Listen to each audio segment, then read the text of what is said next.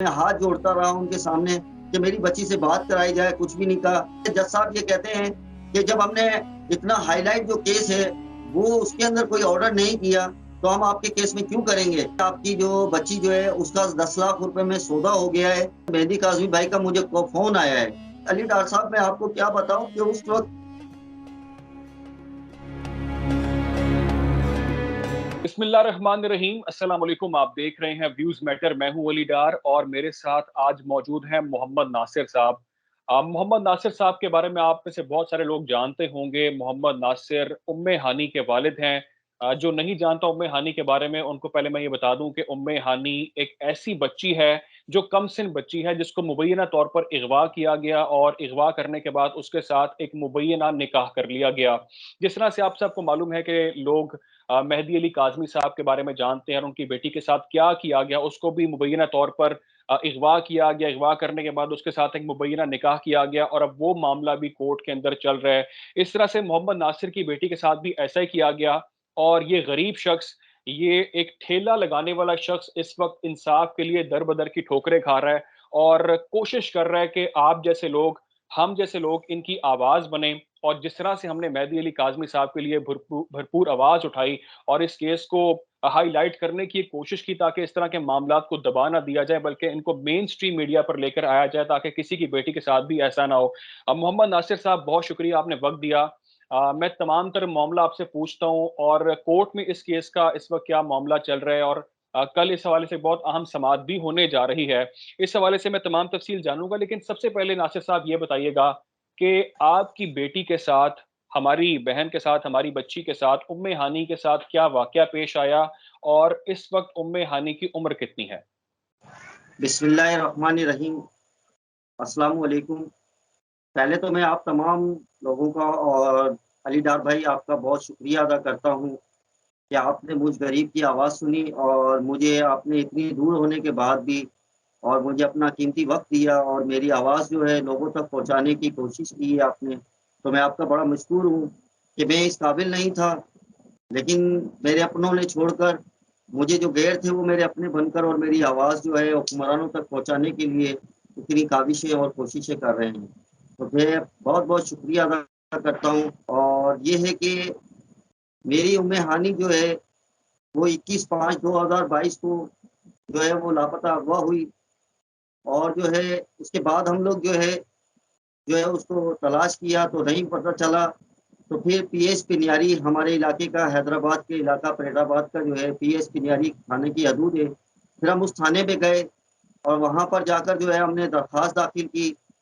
तो उन लोगों ने जो है हमारी एफआईआर नहीं काटी, एक दरख़्वास्त निकली और उसके बाद जो है उन लोगों ने 3 दिन तक हमारी दरख़्वास्त नहीं काटी। मैं सुबह जाकर वहाँ बैठा करता था और शाम हो जाया करती थी, तो वो मेरी एफआईआर नहीं काटते थे और वहाँ के पुलिस वाले जो है वो मुझे कहते थे कि जब आपकी एफआईआर नहीं होगी, जब तक हम उस पर कोई कार्रवाई नहीं करेंगे। तो फिर जो है मैं मिन्नतें करता रहा, समाजत करता रहा, फिर कुछ मोहल्ले के, इलाके के कुछ मोअज़्ज़िज़ लोग हैं, उनसे मैंने जाकर कहा, कुछ लोगों को लेकर गया कि भई मेरी बच्ची छोटी-सी 12 साल की उम्र है और जो है वो 6 क्लास में पढ़ती है, उसने 6 क्लास का एग्ज़ाम दिया है और मेरी बच्ची का कुछ पता नहीं चल रहा है। आज 3 दिन हो गए और एसएचओ जो है वो एफआईआर काटने को तैयार नहीं है। तो आप उनसे कुछ कहें। तो इलाके के लोगों ने उन एसएचओ साहब को फ़ोन किया, तो फिर जो है 23 तारीख की रात को 10:30 बजे एफआईआर काटना शुरू की उन लोगों ने। फिर एफआईआर करने के बाद जो है रात गुज़र गई, तो दूसरे दिन जो है वो क्या होता है कि रात को 24 तारीख की रात को 10:30 बजे जब हम लोग जाते हैं, तो फिर हम जो है वहाँ पर क्या देखते हैं कि वो जो पुलिस वाले हैं वो कहते हैं कि भई आपकी बच्ची का निकाहनामा आ गया है और जो है ये निकाहनामा आ गया है, तो अब तो केस खत्म हो गया है। तो मैंने कहा उनसे कि भई मेरी बच्ची ने अगर निकाह कर लिया है या जो भी बात है, कम से कम मेरी बच्ची को मेरे सामने तो लाया जाए। आज 3 दिन के बाद जो है चौथे दिन जो है निकाहनामा आया है, तो मेरी बच्ची जो है वो मेरे सामने तो लाया जाए, वो ज़िंदा है, वो किस हाल में है, किस तरह है, तो वो तो बताया जाए मुझे। तो एसएचओ साहब ने कुछ भी जवाब नहीं दिया कि उनसे हमने निकाहनामा लिया है और वो कह रहे थे कि कल पेश कर देंगे।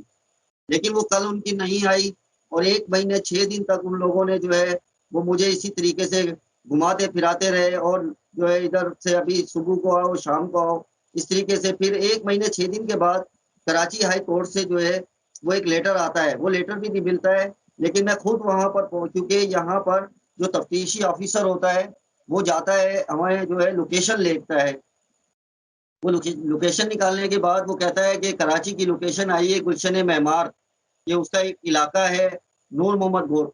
वहाँ पर वो हमें पुलिस वाले जो है, हम यहाँ से 2 गाड़ी है, क्योंकि मैं एक गरीब आदमी हूँ। जैसे कि अली डार भाई ने कहा कि मैं एक फ्रूट का ठेला लगाता हूँ और मैं अपने बच्चों के लिए कराची में परदेस काटता हूँ।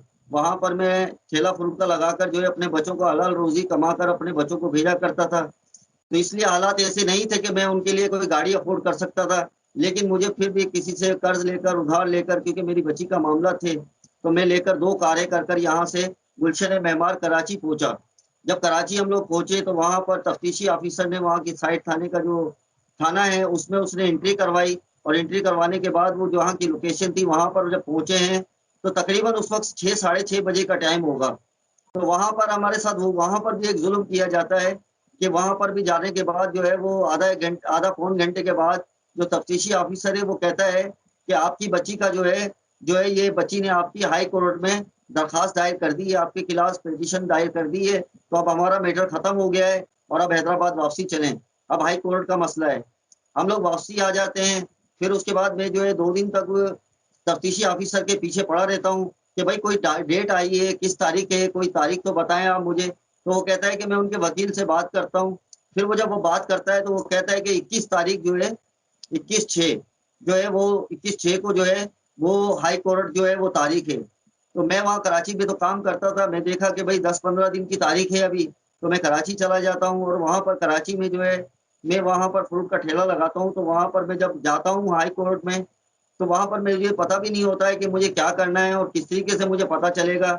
तो वहाँ पर मैं बैठा हुआ रो रहा होता हूँ, तो एक है अल्लाह उनका भला करे, वक़ास एडवोकेट हैं, वो मेरे पास आते हैं और आकर कहते हैं कि चाचा क्या बात है? आप क्यों रो रहे हैं? मैंने कहा सर मेरे बच्ची जो है फला-फला तारीख को अगवा हो गई थी और जो है वो अभी तक उसका कोई पता नहीं और यहाँ पर उन्होंने कोई मेरे खिलाफ केस कर दिया है, पिटीशन दायर की है, लेकिन मुझे पता नहीं है कि मैं किस तरह से मालूमात करूँ कि उन्होंने क्या किया है और मेरी क्या तारीख है।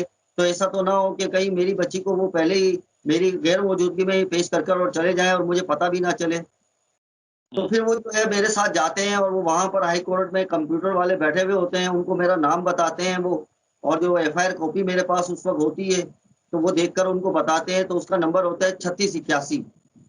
वो केस नंबर बताते हैं मुझे 3681 आपका केस नंबर है। तो बोला कि 21 तारीख को आप आना ज़रूर लेकिन 21 तारीख है नहीं आपकी, अभी कोई तारीख नहीं हुई है। तो वो 21 तारीख को वो वकील साहब बेचारे अल्लाह उनका भला करे कि वो मेरे साथ वो 21 तारीख देकर वो खुद भी वहाँ मौजूद होते हैं। तो वहाँ ज़हूर कमर जमान कोई रजिस्ट्रार हैं, तो वो मुझे वहाँ तक भेजते हैं, जब रसाई में वहाँ तक पहुँचता हूँ, तो वहाँ पर पता चलता है कि केस जो है वो डिस्पोज़ल हो गया है। तो केस जो है वो चला ही नहीं है और ऑर्डर भी नहीं हुआ, केस वहीं से खत्म हो गया है। तो मैं कहता हूँ भई मैं मालूमात करता हूँ तो वहाँ पर जो है, वहाँ पर पता चलता है कि वहाँ पर दूसरा वकील जो है, नवाबुद्दीन जो हुँ, वकील होता है, जो मुजरिमों का वकील है, वो वहाँ पर उसी फाइल को उठाता है जिस फाइल को मुझे कहा जाता है कि ये डिस्पोज़ल हो गई, मैं उस वक़्त कमरे में मौजूद होता हूँ। वहाँ पर ही वो कमरुद्दीन नवाबुद्दीन वकील एडवोकेट थे। हुँ, तो वो जो है उस फाइल को हुँ, उठाकर वो कह रहे होते हैं, तो जब वो फाइल को हाथ लगाते हैं, तो मैं उनसे कहता हूँ कि आप इस फाइल को क्यों उठा रहे हैं? तो वो कहते हैं कि आपका क्या वास्ता है? मैंने कहा ये उम्मे हानी जो है वो मेरी बेटी है, तो इसका ये तो आप ये तो मुजरिमों की है, इन्होंने अगवा किया है मेरी बेटी को। तो वो कहते हैं कि हुँ, ये डिस्पोज़ल हो गया था, अब मैं दोबारा पिटीशन दोबारा दायर कर रहा हूँ और मैं उनके सामने रोने लग जाता हूँ, मैं उनसे हाथ जोड़कर कहता हूँ कि आप देखिए मेरी बच्ची के मेरे पास डॉक्यूमेंट्स हैं, मेरी बच्ची ने 6 क्लास जो है वो एग्ज़ाम दिया है, ये मार्कशीट है, ये उसका 5वीं का सर्टिफ़िकेट है, ये मेरा खुद का निकाहनामा है कि जिसमें मेरी खुद की अभी 18 साल शादी को हुए हैं। ये सारी चीज़ें मैं उनको दिखाता हूँ और मैं रोने लग जाता हूँ कि देखिए आप उन ज़ालिमों का साथ दे रहे हैं। तो वो फिर जो है वो कहते हैं कि भई हमारी तो पेट की रोज़ी है इसलिए हमें तो ये करना है, लेकिन आपसे मैं ये वादा करता हूँ कि आपको मैं नोटिस ज़रूर भिजवाऊँगा, ताकि आपको इल्म में आएगी कि जिस दिन आपकी बच्ची आएगी, तो हुँ, उस दिन आपको ज़रूर इत्तला देंगे। तो वो ऐसा होता है कि वो 27 तारीख को 27/6 को हम लोग जो है फिर हाई कोर्ट में मैं क्योंकि वहीं कराची रहने लग जाता हूँ। फिर वहाँ पर 27 तारीख को हम लोग जाते हैं तो पता चलता है कि जुनैद गफ्फार साहब की अदालत में हमारा केस है, केस नंबर 76। तो उस वक़्त जब हम इंतज़ार कर रहे होते हैं तो वो काफ़ी देर के बाद जो है वो हमारा केस आता है। जब केस आता है तो उस वक़्त मैं जाकर जो है जज साहब के सामने जो है अपने डॉक्यूमेंट्स वग़ैरह लेकर, और मेरी बीवी जो है, मेरी वाइफ़ जो है मेरे साथ होती है। तो उस वक़्त हम जज साहब के सामने हाथ जोड़कर खड़े हुए होते हैं और ये इल्तिजा कर रहे होते हैं कि अब मेरी बच्ची जो है वो एक नाबालिग है और मेरी बच्ची की उम्र 12 साल है, मेरे पास इसका सर्टिफ़िकेट है, मेरे पास इसकी मार्कशीट है और जो है मेरा खुद का निकाहनामा मौजूद है इस वक़्त, जिसके अंदर 18 साल मेरी शादी को नहीं हुए हैं। सर उन्होंने गलत जो है मेरी बच्ची के निकाहनामे में गलत डेट डाली है उन्होंने। तो वो जो है जज साहब ये कहते हैं कि जब हमने इतना हाइलाइट जो केस है, वो उसके अंदर कोई ऑर्डर नहीं किया, तो हम आपके केस में क्यों करेंगे? आपने एफआईआर कटवाई थी अगवा की, आपकी बच्ची अगवा नहीं हुई है, आपकी बच्ची पेश हो गई है और उसने निकाह कर लिया है और वो खुशी से निकाह कर लिया है, अब जाएँ आप बस। तो हमारे सामने कोई बयान वगैरह भी नहीं होता है, बस वो आयोग को कहते हैं कि जाओ इनका बयान करो। वो हमारे सामने ना हमें बच्ची के करीब जाने दिया, ना हमें हमारी जो है बच्ची से बात करने दी, बल्कि हम रोते-गिड़ाते रहा, मैं हाथ जोड़ता रहा उनके सामने कि मेरी बच्ची से बात कराई जाए, कुछ भी नहीं कहा और वो जो है हमें अदलिया से बाहर निकाल देते हैं। जब हम बाहर आ जाते हैं, तो उस वक़्त क्या होता है कि हमारा वकील भी जो है उनसे बात करने के लिए उनके वकील को कहता है कि भई इनके जो है माँ-बाप हैं, इनकी बात तो कराएँ, लेकिन वो बात नहीं कराते हैं हमारे साथ। और जो तफ्तीशी ऑफ़िसर जो हमारे साथ यहाँ से गए थे, वो जो वहाँ पर हमारी तरफ से जो थे, पुलिस वाले जो, वो हमारी बजाय वो उनकी तरफ हो जाते हैं और हमें, हालाँकि वो चाचा-चाचा कर कर मुझे तफ्तीशी ऑफ़िसर जो है, वो तसल्लियाँ देता रहा 1 महीना 6 दिन तक। फिर उसके बाद क्या होता है कि फिर वहाँ पर अल्लाह उनका बहुत भला करे, मेरे दिल से दुआएँ निकलती हैं और मैं उनको बहुत, अल्लाह पाक उनका बहुत अजर दे कि मैं दिन-रात अगर उनके लिए दुआएँ करूँ, तो वो कम है। क्योंकि उस वक़्त जब अदलिया का जो ऑर्डर आता है और जो उनका जो केस को वो बिल्कुल ख़त्म कर देते हैं, जैसे कि हमें बिल्कुल खाली लौटा देते हैं, तो उस वक़्त शाहिद हुसैन भाई, अल्लाह उनका बहुत भला करे, कि वो शाहिद हुसैन भाई जो है वो उस वक़्त कोर्ट के अंदर मौजूद होते हैं, उस कमरे के अंदर जहाँ पर वो मौजूद होते हैं, तो वो वहाँ से हमें नहीं पता होता कि ये कौन है।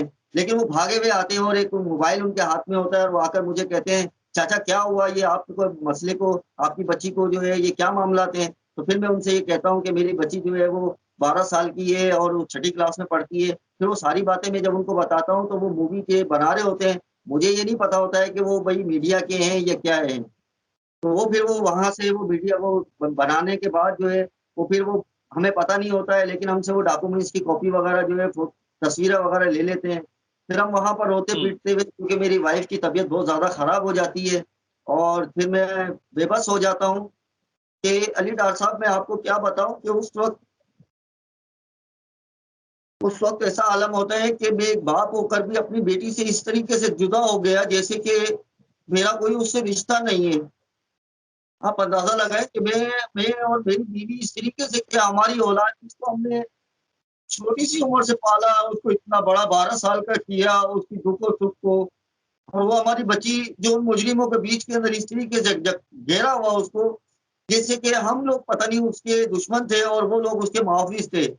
इस तरीके से लग रहा था और हमारे आलम इस तरीके से था कि आप खुद महसूस कर सकते हैं कि एक बाप की और माँ की क्या कैफ़ियत होगी कि उसकी औलाद उसके सामने होते हुए भी, और वो मजबूर हो के उनको करीब नहीं जाने दिया जा रहा, ना उनसे बात कराई जा रही। तो ये मेरे साथ इतनी बड़ी ज़्यादती वहाँ से जहाँ स्टार्ट हुई, कि जहाँ से मेरी बच्ची अगवा हुई, वहाँ से 3 दिन तक मेरी एफआईआर नहीं काटी गई। और फिर जो है मेरी बच्ची के एफआईआर के बाद जब निकाहनामा लेकर आने वाले शख्स को पकड़ा नहीं गया कि भाई बच्ची को बाजियाब कराओ या वो 64 का क्या बयान होता है, वो कराया जाए, लेकिन कुछ भी नहीं किया। वहाँ से ज़्यादती होते-होते जब हम अदलिया के ऊपर आए, तो अदलिया ने भी हमारे साथ जो है वो इंसाफ नहीं किया। उसके बाद शाहिद हुसैन भाई जो है वो उस वीडियो को बनाने के बाद हम लोग घर आ जाते हैं और ऐसा हो जाता है कि जैसे ज़िंदा हम मुझे कब्र के अंदर दफ़न कर दिया और मुझे दफ़ना दिया है, और इस तरीके से मुझे दफ़ना दिया है कि जैसे कि कब्र पर मिट्टी डाली जाती है और उसके ऊपर 1 ट्रक भरकर और डाल दिया जाए, ताकि कोई खोदने वाला भी ना आए। इस तरीके से अली डार भाई मेरे बिल्कुल। साथ होता है। जी, जी। नासिर भाई, मैंने आपके इस केस के हवाले से व्लॉग किया और मेरे नाज़रीन जो हमें देखते हैं, उनको मैंने ये केस रिपोर्ट की और मैंने बताया कि किस-किस तरह से आपके साथ क्या-क्या ज़ुल्म किया गया, आपकी बेटी को किस तरह से मुबैय्यना तौर पर अगवा किया गया। और इस हवाले से मैंने ये भी बताया कि जो अदालत के अंदर कार्रवाई हुई, जो जज साहब ने रिमार्क्स दिए और वहाँ पे आप किस तरह से रोए और क्या मामला हुआ, और आपने आज अपनी ज़ुबानी पूरा वाक़या बताया कि आपके साथ अदालत के अंदर क्या मामला गुज़रा। नासिर भाई, एक बहुत ही अहम चीज़ वो ये कि आपका क्या ख़दशा है, आपका क्या ख़्याल है कि उम्मे हानी को किस तरह से वर्ग़लाया गया, उसको उसको क्या खुदा ना ख़ास्ता कोई ब्लैकमेल किया गया, उसको डराया-धमकाया गया, क्या किया किया उसके साथ? जी, ये ऐसा है कि आपको पता है कि मोबाइल ऐसी चीज़ है कि मेरे बच्चे जो हैं, क्योंकि सच और हक चीज़ का जो है वो अल्लाह की मदद साथ आती है। सच बोलने में मैं डरता नहीं हूँ बिल्कुल, क्योंकि सच और हक की बात करने वाला अल्लाह की मदद के साथ ज़रूर यकीन करता है, और मेरा यकीन और ईमान है अल्लाह पाक की ज़ात के ऊपर कि सच की जीत होगी हमेशा, और झूठ हमेशा नाबूद हो जाएगा जी। तो बच्ची जो है वो कोई यहाँ पर अपनी आंटियों के साथ, यहाँ पर हमारे करीब ही एक पार्क है, मुस्तफा पार्क, उसका लॉन्च होता है। तो बच्चे, क्योंकि मैं कराची रहता हूँ, तो बच्चे वहाँ मुस्तफा पार्क में जाते हैं, तो वहाँ पर ये गैंग है। अली डार भाई, मैं आपको अच्छा, क्या बताऊँ कि ये एक बिल्कुल बहुत बड़ा गैंग है, और मैं ये हमारे इलाके से, जैसे कि हमारा घर है यहाँ से इतनी बहुत काफ़ी दूर का है, वहाँ के ये लोग रहने वाले हैं, और ये अबाई गाँव जो है वो लाड़काना शहदादकोट के रहने वाले हैं। ये वहाँ से आए हुए लोग हैं, एक बहुत बड़ी बस्ती बसाई भी इन लोगों ने, और ये एक बहुत बड़ा ग्रुप है। और ये मंशियात का और जुए का, और जो है अपनी औरतों को, और बहुत सारी चीज़ें हैं, जो कि मेरे पास ऑडियो की सूरत में मौजूद है, प्रूफ़ है मेरे पास। जो इसके जो लड़का है वो आफ़ताब जो है, उसके चचाज़ाद भाई की बीवी की ऑडियोज़ मेरे पास मौजूद हैं, जो मेरी वाइफ़ के साथ जो है उसने बात की है, और उसने यहाँ तक बताया है कि ये आपकी जो बच्ची जो है उसका 10 लाख रुपए में सौदा हो गया है, और जो है ये आप, जब एफआईआर नहीं हुई थी उस वक़्त की बात बता रहा हूँ मैं आपको, कि 10 लाख रुपए में सौदा हो गया है, आप लोग घर पर सो रहे हो, क्या आपको अपनी बच्ची की फ़िक्र नहीं है? ये मेरे पास वीडियो ऑडियो के अंदर मौजूद है, रिकॉर्डिंग के तौर पे मैंने सेव की हुई है। इंशाअल्लाह वक़्त आने के अंदर मैं तमाम लोगों के साथ शेयर करूँगा वो। तो उस वक़्त जो है, ये पार्क के अंदर जब होते हैं, तो वहाँ पर जो है ये ग्रुप है, जो हमारे यहाँ के इलाके में रानी बाग है या पार्कों में, ये लोग क्या करते हैं कि बच्चियों को, जो छोटी कम उम्र बच्चियाँ होती हैं, उनके साथ जो है ये क्या करते हैं कि उनको नंबर वगैरह दिया है। तो मैं कराची हुआ करता था, घर पे कीपैड मोबाइल हुआ करता था, तो मोबाइल के ज़रिए लाज़मी बात है कि कोई राब्ता हुआ है, जिस तरीके से बच्ची को बरगला कर कुछ जो कर कर फिर उसको बाहर बुलाया गया वर्ग़लाया है। गया जी, वर्ग़लाया जी, जी, गया। बिल्कुल। बिल्कुल उसका ज़हन जो है इस तरीके से बनाया गया है, और उसे धोखाधड़ी देकर कर कर जो है उसको घर से निकाला गया है, और निकालने के बाद जो है वो लोग, आप ये बताएँ, यकीन करें कि पुलिस वाले खुद, तफ्तीशी ऑफिसर खुद बता रहा है कि वो यहाँ से बच्ची को ले अगवा कर कर वो शहदाद कोट लेकर गए। लाड़काना का एक इलाका है शहदाद कोट। तो वहाँ पर लेकर गए, वहाँ पर इन्होंने 3 दिन रखा है। जब एफआईआर हो गई है, इनका सौदा हो चुका था 10 लाख रुपए में, जब ये इनको पता चला कि एफआईआर हो गई है, तो इन्होंने अपनी बचत के लिए रात को 10:30 बजे थाने पे निकाहनामा पेश किया है। आप अंदाज़ा लगाएँ कि अगर वो एफआईआर ना होती, तो बच्ची का सौदा हो चुका था और बच्ची को वो फ़र्क कर चुके थे। लेकिन जब एफआईआर हो गई, और जब उनको पता चल गया कि हमारी एफआईआर हो चुकी है, तो उन लोगों ने जो है वो निकाहनामा पेश किया, और उसके बाद, और ये इनके इलाके में हम लोग गए हैं वहाँ पर, तो वहाँ के इलाके के लोगों ने बताया है कि ये लोग तो इस तरीके का काम-धंधा करते हैं, ये बाहर से आए हुए हैं, और इनके लिए जेलें काटना और ये काटना इनके लिए कोई बड़ी बात नहीं है। और दूसरी बात ये है कि इनके ऊपर एक बहुत बड़ा गिरोह है ये, एक गैंग है, इसके ऊपर सरपरस्ती करने वाले लोग भी हैं। और आपके इल्म में ये ठीक बात है। भी डालना चाहता हूँ, अली डार भाई, कि जो निकाहनामा है, वो आपको मैं आपको व्हाट्सएप कर दूँगा, और मैंने लोगों के साथ शेयर किया है, आप देखें, काफ़ी लोगों के साथ शेयर किया है, तकरीबन लोगों के साथ। तो निकाहनामा जो इन्होंने पेश किया है, उसके अंदर ना लड़के की कोई पता ठिकाना है, ना शनाख्ती कार्ड नंबर है, अच्छा, ना गवाहों के कोई शनाख्ती कार्ड नंबर है, ना कुछ उनकी शनाख्त है कोई चीज़।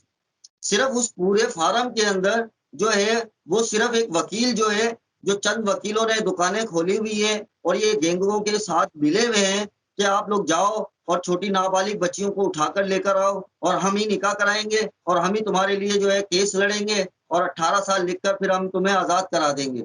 और माँ-बाप जो है वो ज़लील और रुसवा होते रहेंगे। जैसे कि आपके सामने मैं हूँ, मेहंदी काज़मी भाई हैं, और निमरा के वालिद जी। साहब हैं, और दूसरा जो है, अल्लाह भला करे, मियाँ वाली की एक बच्ची है, जो है वो, जो नाम मुझे ज़हन में बिल्कुल, नहीं आ रहा है।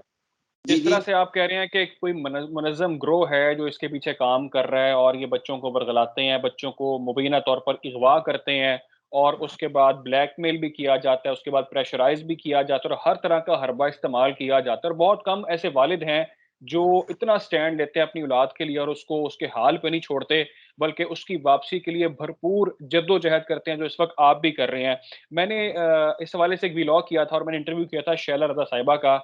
शैला साहिबा ने कहा था कि इस केस के हवाले से बहुत जल्द अच्छी खबरें सामने आएँगी और अगर हम इसकी लीगल बात कर लें, लीगल स्टैंडिंग की, तो इस केस को री-इन्वेस्टिगेट का ऑर्डर सामने आया, दोबारा से इसकी तहकीकात का हुक्म दिया गया और कल भी इसकी सेशन कोर्ट में समाअत होने जा रही है। तो थोड़ा-सा हमें लीगल अब तक की स्टैंडिंग के हवाले से बताएँ कि लीगली मामला कहाँ तक पहुँचा है?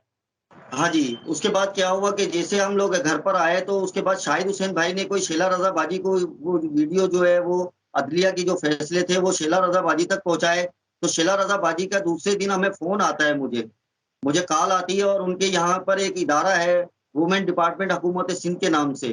तो उस इदारे के कुछ लोग मेरे घर पर आते हैं कि मैं जैसे कि मैं कब्र में दफ़न कर दिया गया था और उन लोगों को उठाने वाले जो हैं, वो शेला रज़ा बाजी हैं कि उन्होंने मुझसे राब्ता किया और फिर उनके लोग जो आए यहाँ पर, तो वो फिर अपने ऑफ़िस में लेकर गए। मैं शेला रज़ा बाजी को सैल्यूट करता हूँ, सलाम करता हूँ। अल्लाह उनकी ज़िंदगी दे, सेहत दे उन्हें कि उन्होंने मेरे लिए जो मुझ गरीब के लिए अपनी टीम को भेजा। वाक़ई उनके लिए बहुत परेशानी हुई है क्योंकि मेरा घर एक बहुत कन दूर का काफ़ी गलियों के अंदर जाकर घर है। उन लोगों को लोकेशन नहीं मिली और बहुत लोगों से वो मालूमात कर जो है मेरे घर तक पहुँचे। फिर उन लोगों ने जो है वहाँ से शीला रज़ा बाजी ने जो है यहाँ से वकीलों के फ़ोन आने लगे। आफ़ताब खुसो साहब हैं, उनका भी मुझे फ़ोन आया और उन लोगों ने मिलकर जो है फिर इस केस को जो है उन्होंने हैंडल किया। और फिर उसके बाद जो है वो हाई कोर्ट में, सेशन कोर्ट में डायरेक्ट कंप्लेनें की गई। उसके ऊपर जो है अल्लाह पाक ने आप जैसे भाइयों की और मेरे बेटों की, बहनों की, भाइयों की और तमाम लोगों की दुआओं से अल्लाह पाक का ऐसा करना हुआ कि जो है वो उसके लिए रीओपन दोबारा उसकी तफ्तीश के लिए ऑर्डर निकला और उसके बाद जो है अल्लाह पाक का बड़ा एहसान हुआ। ये मैं और उसके बाद जो है फिर 5 तारीख को मुझे जो 2 एविडेंस देने थे। देखिए ना डार भाई, हमारे पाकिस्तान का कैसा कानून है कि आप अंदाज़ा लगाएँ कि मुझे एक बाप होने के नाते कि मेरी एक चीज़ गुम हो गई, मेरी एक चीज़ मुझसे निकल गई और मेरी एक चीज़ मेरी जान के जिस्म के अंदर से एक चीज़ निकाल ली गई है और उस ज़ख्म को, उस खड्डे को दिखाने के लिए कि मेरी चीज़ इस जगह से अगर दिल निकल गया है, तो उस जगह को मुझे दिखाना पड़ रहा है कि ये दिल ही निकला है मेरा और कोई चीज़ निकली ही नहीं है। तो आप अंदाज़ा लगाएँ कि मुझे जो है फिर वो जो सारे के सारे डॉक्यूमेंट्स और सारी की सारी चीज़ें मुझे जो है, वो मुझे देनी है वहाँ पर और मुझे इस चीज़ का जो है प्रूफ़ देना है। और सामने वाले जो अगवाकार हैं, उन लोगों ने सिर्फ़ खाली 18 साल लिखवा कर और एक नाबालिग बच्ची के ऊपर, एक कमसिन बच्ची के ऊपर जो 6th क्लास की है, उसकी ज़िंदगी का मुस्तकबिल उसके सामने खड़ा था और उसको जो है कब्ज़ा कर कर और इस तरीके से उसको ब्लैकमेल किया जा रहा है। तो उसके बाद शेला रज़ा बाजी ने जो है वहाँ पर किया, तो उसके बाद मुझे जो 2 गवाह इसलिए देने पड़े कि भई मेरी वाक़ई बच्ची जो है वो अगवा हुई है। इसके लिए मुझे 2 एविडेंस देने पड़े और दूसरा ये कि अल्लाहू अकबर कि इतना बहिस है कि हम कि पुलिस वालों ने भी तफ्तीश के अंदर अपने ऑर्डर के अंदर कोई भी बात ऐसी नहीं लिखी कि 3 दिन तक बच्ची जो है बगैर किसी बात के, किसी निकाहनामे के बगैर बच्ची जो है उन लोगों के पास रही है, वो किस मद में उन लोगों ने रखी। तो ये तो हमारी पुलिस का काम था कि जब 3 दिन तक बगैर बच्ची निकाह के रही है, तो उसकी भी दिफात लगानी चाहिए थी। वो भी नहीं की गई और बच्ची की वेरिफिकेशन डॉक्यूमेंट्स की भी नहीं की गई और जो है उसका ना मेडिकल कराया गया और उसको सी बिल्कुल। क्लास कर दिया। बिल्कुल दुरुस्त जी, कह रहे हैं आप। जिस तरह से उम्र गलत लिखना निकाहनामे के ऊपर और ऐसा निकाह जिसको गलत तरीके से प्रेज़ेंट करना और इसको इस्तेमाल करना, इस पर भी सज़ा है और हम देख रहे हैं कि मेहदी काज़मी साहब की बेटी का जो मामला चल रहा है स्टेट वर्सेस ज़हीर केस के अंदर भी किस तरह से तमाम मामला किया गया और अब वो सबके सामने खुलकर सामने आ चुके हैं और उसके अंदर काफ़ी इस वक़्त हैपनिंग्स हो रही हैं और नासिर साहब अच्छी बात ये है कि इस केस को री-इन्वेस्टिगेट कर दिया गया, इसकी दोबारा तफ्तीश का हुक्म सामने आ गया है और क्या इस हवाले से मेडिकल बोर्ड कोई बनाया गया है बच्ची की उम्र के तय्युन के हवाले से?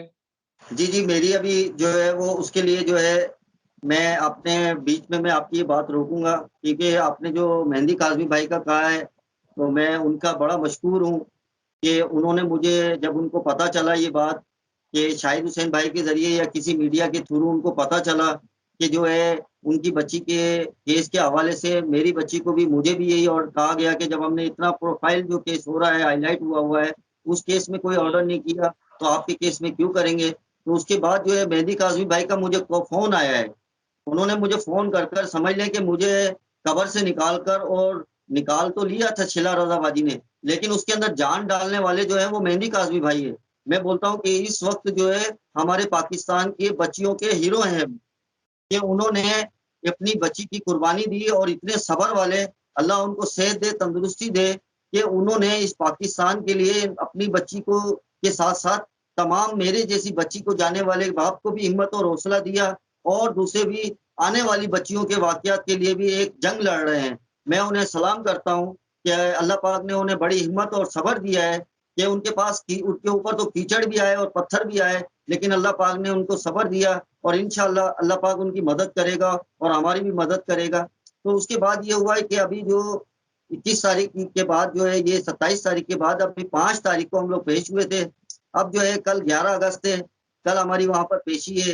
देखते हैं अल्लाह पाक से आप लोगों से सबसे दुआओं की दरख्वास्त है मेरी कि ये 11 अगस्त को और 16 अगस्त को 2 तारीखें हैं क्योंकि अल्लाह पाक जी। जो है जो दुआओं से मैं आप लोगों से खुसूसी दरख्वास्त करता हूँ कि आप मेरे लिए, मेहंदी काज़मी भाई के लिए और जैसे कि हुँ। मियाँ वाली की जो बच्ची है, उसके लिए खुसूसी दुआएँ करें कि अल्लाह पाक हमारी मदद करे, क्योंकि हम लोग उस काबिल नहीं हैं, हमें तो नस्तो-नाबूद कर दिया गया है क्योंकि इस गैंग को पता है कि हम लोग बच्चियों को अगवा करेंगे, ये लोग इतने वसाइल नहीं रख सकते कि हमसे जंग लड़ सकें।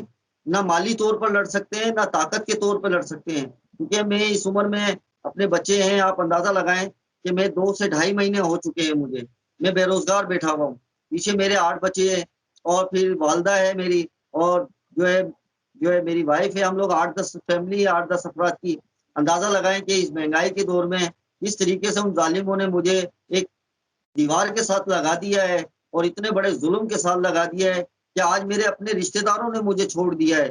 ये तो आप जैसे भाई हैं, बच्चे हैं, जिन्होंने मुझे अपना बनाया है और मेरी आवाज़ जो है हुक्मरानों तक पहुँचा रहे हैं कि हुक्मरानों तक नासिर भाई पहुँच जाए। पूरी पूरी कौम नासिर भाई पूरी कौम आपके साथ खड़ी है, पूरी कौम मेहदी अली काज़मी साहब के साथ खड़ी है और जो इस वक़्त आप काम कर रहे हैं, जो इस वक़्त आप कोशिश कर रहे हैं और जिस तरह से आप डटकर इन लोगों का मुकाबला कर रहे हैं, जिसको आप गैंग कह रहे हैं, आप गैंग का मुकाबला कर रहे हैं, आप इस सिस्टम का मुकाबला कर रहे हैं और मेहदी भाई भी यही कर रहे हैं जिस तरह से आप कर रहे हैं और मैं उम्मीद रखता हूँ कि ये आपका इस तरह से क्योंकि बहुत सारे लोग इस तरह के हैं, वो ऐसे मामलात को छोड़ देते हैं, वो बच्चों की मर्ज़ी पे छोड़ देते हैं या इन मामलात को दबा दिया जाता है, वो मेन स्ट्रीम मीडिया पर वो लोगों के सामने आ नहीं पाते।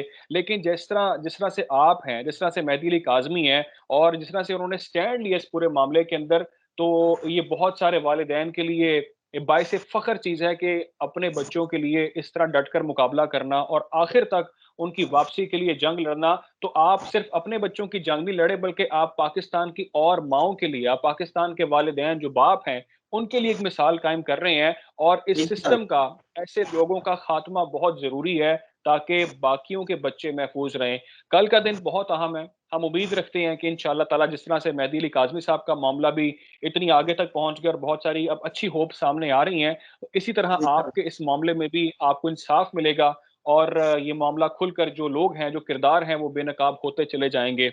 हम कोशिश इंशाअल्लाह। करेंगे कि आपकी आवाज़ इस तरह ही बनते रहें और अपने नाज़रीन को इस अहम केस के हवाले से यूँ ही अपडेटेड रखें। ख़्याल रखें अपना, आप दुआओं में याद रखें। अल्लाह हाफ़िज़। अल्लाह हाफ़िज़।